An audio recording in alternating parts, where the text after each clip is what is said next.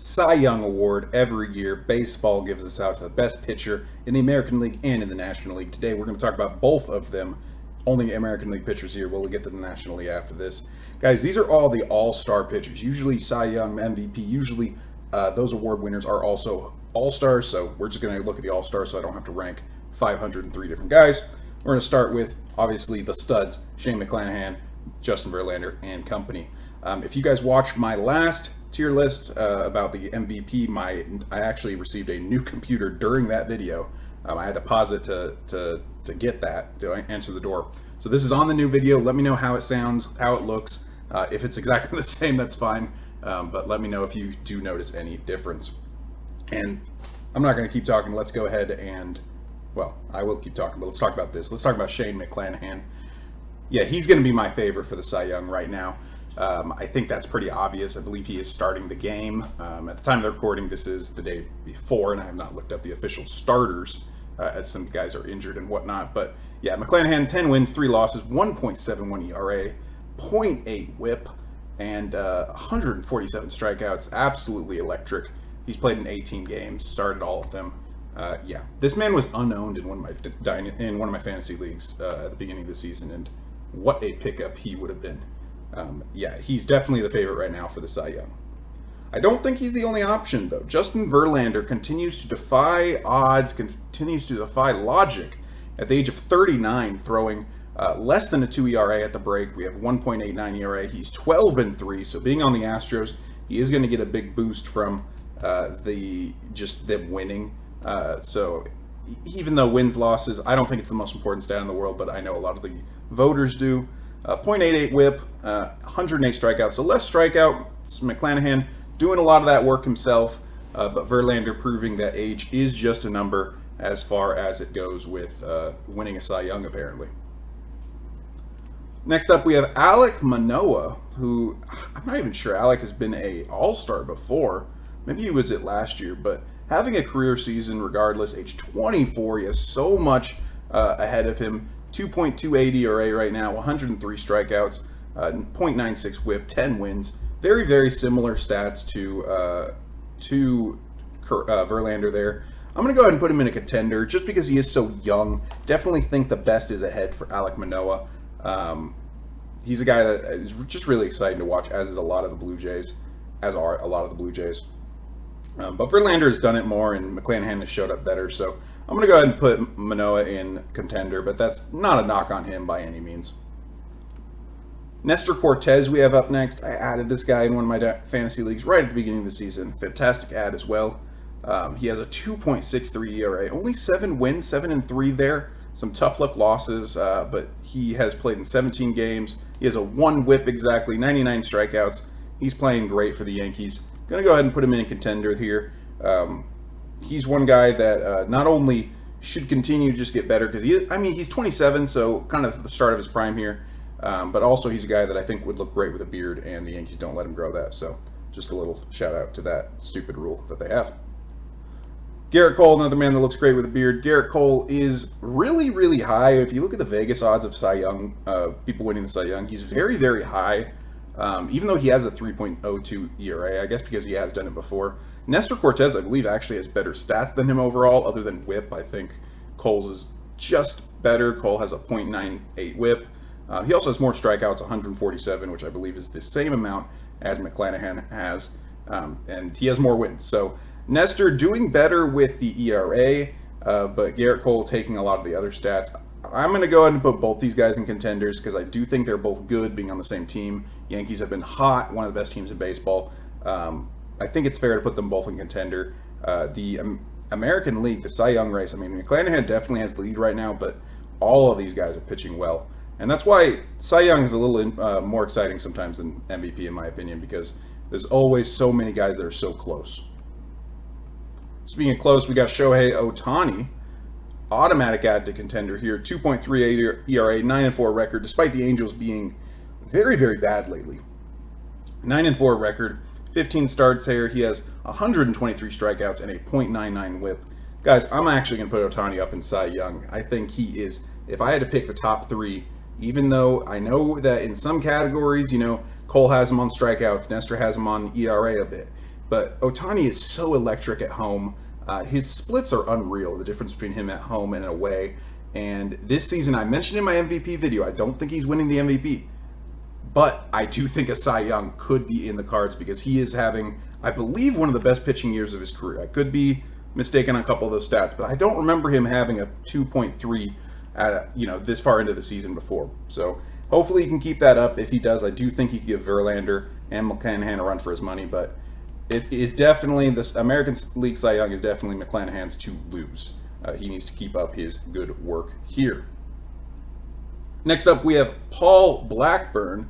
Blackburn, 18 games started, 6-5 record. He does play on the Athletics, which will hurt that record. 77 strikeouts only and a 1.2 whip. Pretty high for his ERA. Well, actually, it's about there. His ERA is 3.6. So he's been good. But yeah, not going to be a Cy Young caliber. He was good enough to get to the All-Star vote. One of the only Athletics on the team. I'm trying to think of what other Athletics are on the team. He may be the only one. And he's been good. Age 28, he's been around the block a little bit. But coming into his prime here, he's having a good season, for sure. Martin Perez in a similar situation. Martin, 31 now. I thought he was a lot younger than that. 7-2 record, 18 games started. He has a 2.68 ERA, which is great. But that whip a little high, which is usually his MO, if I'm remembering correctly. 1.19. 95 strikeouts. Just really not going to be a Cy Young, in my opinion. Should I put Shohei in Dark Horse? I'm going to go ahead and put Shohei in Dark Horse because he's not as highly ranked as these other guys, right? I mean, these guys were like the top 5 in terms of what MLB had them ranked as. Let's put Shohei in Dark Horse. I think that kind of captures what I thought about him, what I was explaining. Sorry, a little change of topic there. Framber Valdez, our next guy. We have 18 games started for him, 2.66 ERA, 8 wins, 102 strikeouts, and a 1.13 whip. A little high on the whip there. Framber, I think, actually probably has a better shot than Perez of winning the Cy Young. He's 28, a little bit younger. And he has a bit of an edge with more strikeouts. He has a lower whip. Comparable ERA here. He's also on, in my opinion, a better team with the Astros. I don't think he's going to be quite good enough for me to put in Dark Horse, but I do think that he would have a better chance in theory than like Perez.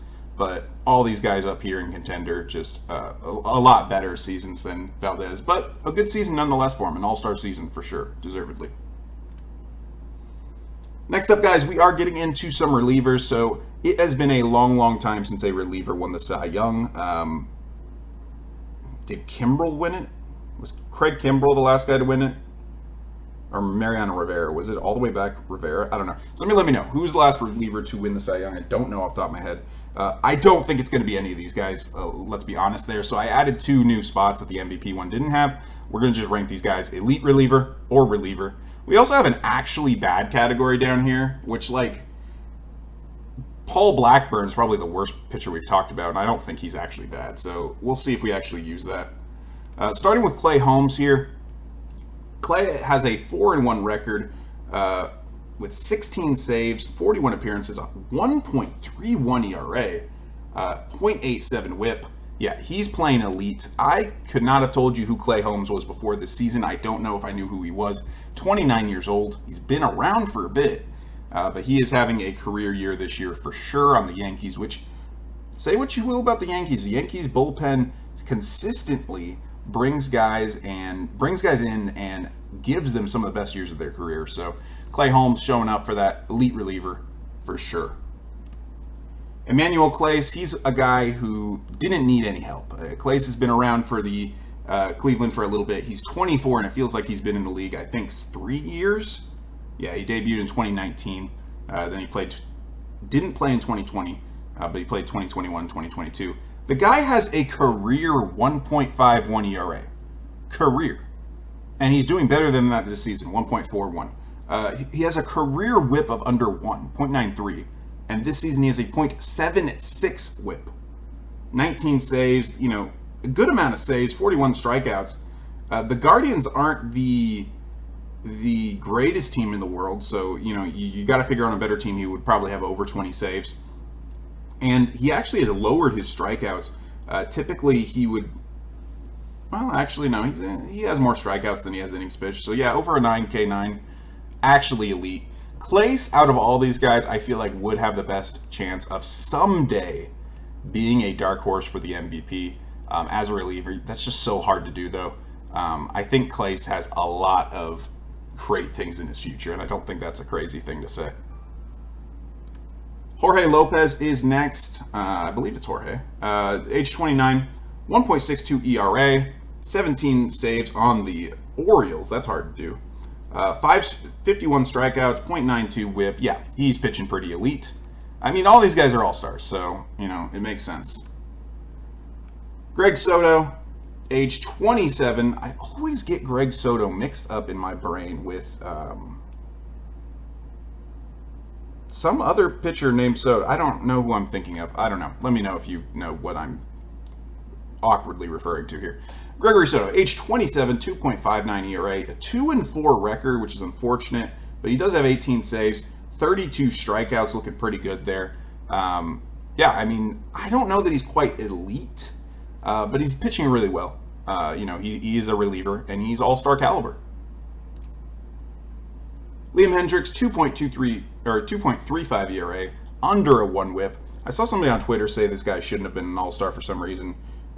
Because he's anti-American or something. I don't really know what that means. I have not followed the news there. But, yeah, the dude seems pretty good to me. 30 games pitched. He has 18 saves. 30 innings, 45 strikeouts. Yeah, that's going to be enough for me to go ahead and put him in elite.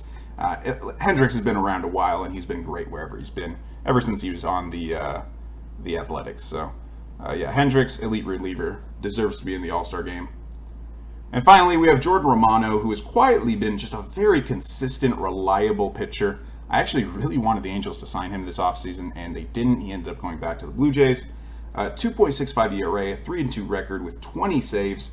He has 39 strikeouts and 34 innings pitched, so more innings pitched than some of these other guys, and a 1.18 whip. That's a little high whip for what we're talking about with most of these other guys. Gonna go ahead and put him in reliever here, but he's definitely all-star caliber. Definitely a great pitcher, as are all these guys. Moving on now to the National League guys. A little bit of technical difficulties on my pause that time, so if the cut was a little awkward, I apologize. New computer and all, trying to get used to some of this stuff. Guys, in the first half of this video, we talked about American League Cy Young winners, so the award for being the best pitcher in the American League. We talked about McClanahan and Verlander are our favorites for that. We got dark horse Shohei Ohtani, who I do think is the number 3 option there, but a little bit of an outside choice. And then we have some great other pitchers in contender. These are all all-stars, so we're going to go ahead and continue with the National League all-stars, starting with, I believe, the starter, Sandy Alcantara, 26 years old for the Marlins. Alcantara has been quietly just becoming a great pitcher, and I think he's really showing out this season.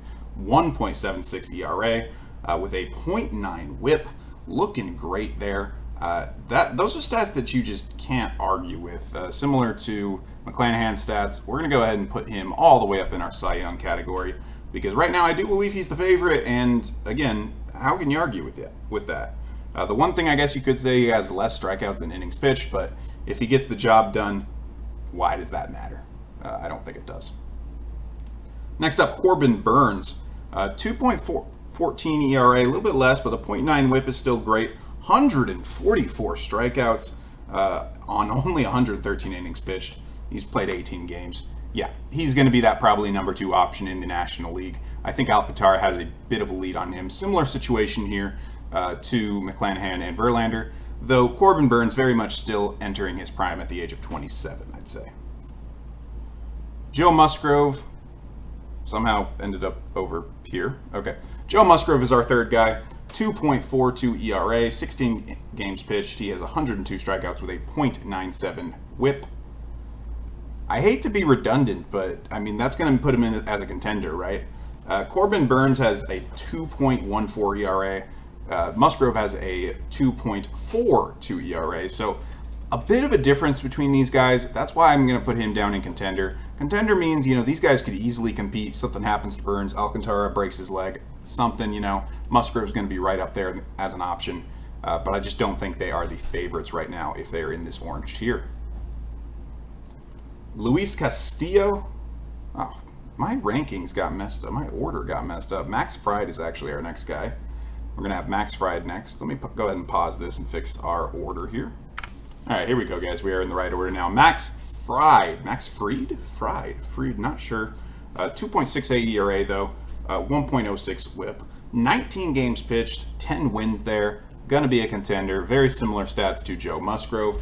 A little bit of a distinction. He has less strikeouts for his innings pitched than Musgrove, and he has a little bit of a higher ERA, a little bit of a higher whip, but he does actually have more games played and more wins. And despite wins not being the most important thing in the world, in my opinion, I know the writers, the voters do appreciate them. So 10 wins, definitely a good thing for Max Fried, and definitely a good thing for the Braves. Next up, we have the first of 3 Dodger starting pitchers. You know, everybody always talks about the Dodgers lineup, but their pitchers have been fantastic as of late. The first one we have here is Tony Gonsolin. So crazy to me personally that if you had told me preseason that there was going to be 3 Dodgers all-star pitchers and none of them would be named Walker Buehler, I would not have believed you. On top of that, Kershaw is not the best one, which, of course, Kershaw is getting a little older, but Tony Gonsolin's been playing great baseball this year. He's 11-0, 2.02 ERA in 17 starts. He has a .84 whip with 86 strikeouts. Guys, Gonsolin is making a case. He's making a case for Cy Young. Just like, I think it's a very similar situation here to Shohei, where you're not going to think of Gonsolin as much, in my opinion.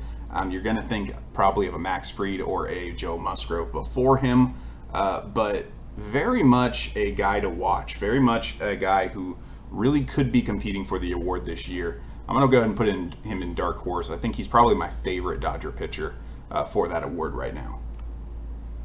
Luis Castillo, 2.77 ERA. That is the highest that we have seen so far, and his record leaves a lot to be desired. 3-4 record in 13 games pitched. Of course, he is on the Reds, so that does hurt him. The Reds not the greatest baseball team on the planet. 1.0 whip is nice. Honestly, he's just not going to be a Cy Young, right? I mean, Luis Castillo definitely, I think, has what it takes to put together a Cy Young season, but we just have not seen that from him thus far. He's elite. He is an all-star for sure, not a Cy Young this year, in my opinion. Clayton Kershaw, our next Dodger, 2.13 ERA, .91 whip. Fantastic stats from Kershaw, as always. A 7-1 record. Gonna go ahead and put him in contender. I'm not sure. Maybe Dark Horse should be above here, because kind of in my brain, the Dark Horse is the ones that are maybe not thought of initially, but could potentially win the award. I definitely think that Gonsolin is better than Kershaw. But Kershaw has done this before. 34. Not quite as old as Verlander, but again, showing that age is just a number, at least when it comes to him pitching. Carlos Rodon is up next. I have not gotten used to him in a Giants uniform. Still think of him as a White Sox. 2.66 ERA this season. 131 strikeouts is great for him. A little bit of high whip with 1.11. Of course, that is good overall, but just for his other stats and stuff, that would probably be the outlier. Yeah, I mean, can we have too many contenders? Let's go ahead and put him, let's put him as a Dark Horse. I think that's a little more fair. His ERA, very high. His 8-5 record, definitely if he can converted a few of those losses, could have 10 wins right now, which is a good thing. But those strikeouts, I think, are what's going to make a case if he can keep it up. And that very much is an if. He's a dark horse. He's not my favorite by any means, but I think he's definitely has more of an option, more of a chance than, say, a Luis Castillo. Tyler Anderson is our last Dodger. He has a 2.96 ERA, 10 wins, which is great. Of course, Dodgers one of the best teams in baseball, so that helps all their pitchers. They get plenty of run support for sure. We have 81 strikeouts from him, 1.02 whip. Great stats. Cy Young, not so much. He's an all-star caliber pitcher. Great on him for making the all-star team at the age of 32. Not sure he's been an all-star before. I don't know. Let me know. Let me know if he has been, because I honestly don't think he has. But maybe I'm just missing something. I'm not super familiar with the career of Tyler Anderson. That's probably because he has a career 4.39 ERA. But having a great season this season for sure, definitely deserves his all-star selection. Miles Mikolas is up next, 2.54 ERA, 19 games pitched. He has a 7-7 record, 7 losses, despite having a 2.5 ERA. That's not so great. 2.96, or excuse me, a .96 WHIP with 92 strikeouts and 120 innings pitched. Very interesting stats from Mikolas here. Not so much a strikeout pitcher, but the very low WHIP carrying his ERA, I would assume. Despite having some bad luck losses or just some blowout losses. I'm not sure. They haven't affected his ERA very much, but 7-7 record is not the greatest one on this list for sure. Gonna say he's not going to be a Cy Young, even if his other stats were continue to be where they are. The record I do think will hurt him in the voting, so gonna say not a Cy Young there. And I believe that rounds out our starters, guys. Just like for the American League, none of our relievers are probably going to be Cy Young just because it is so rare for a reliever to be voted into that position.